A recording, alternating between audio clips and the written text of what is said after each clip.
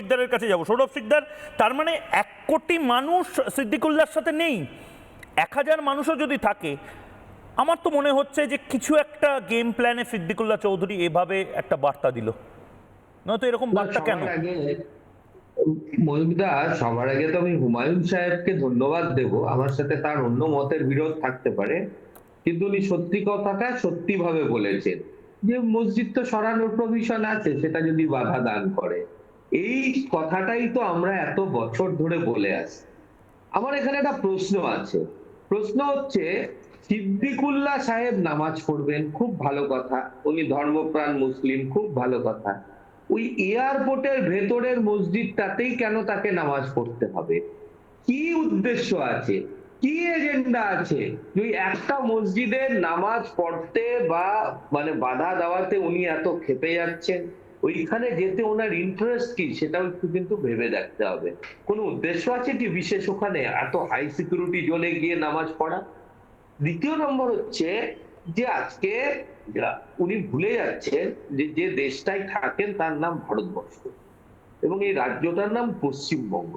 তো এখানে একটা দেশের আইন আছে, দেশ তার আইনে চলে এবং আইনের শাসন চলে দেশে।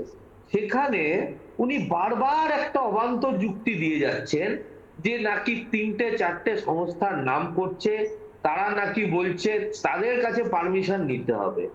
ভারতবর্ষে থাকবেন, ভারতবর্ষের খাবেন, ভারতবর্ষের পড়বেন, আর ভারতবর্ষের আইন মানবেন না। উল্টে আপনি বলছেন সরকারকে বাধ্য হয়ে ইসলামী আইন মানতে হবে, ধর্মের আইন মানতে হবে। কোন মামাবাড়ির আবদার বলুন তো? এবং সেখানটায় সে বারবার বলছে যে আমি 1 কোটি লোককে, প্রথমে বলেছে 1 কোটি লোক নিয়ে নামাজ পড়বো, তারপরে বলছে রাস্তায় নামবেন না, তারপরে বলেছে আমি নামাজ পড়তে যাব।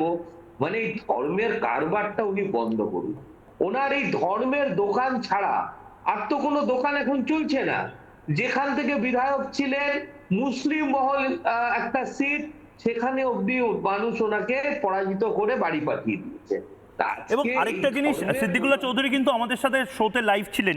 সিদ্দিকুল্লাহ চৌধুরী কিন্তু একবারও বলছেন না যে 1 লাখ লোক বাঁকড়াতে আসবে, 1 কোটি লোককে সিদ্দিকুল্লাহ চৌধুরী বার্তা দিচ্ছে। নানা ধরনের কন্টেন্ট দেখার জন্য লাইক করুন, শেয়ার করুন আমাদের ফেসবুক পেজ, সাবস্ক্রাইব করুন আমাদের ইউটিউব চ্যানেল।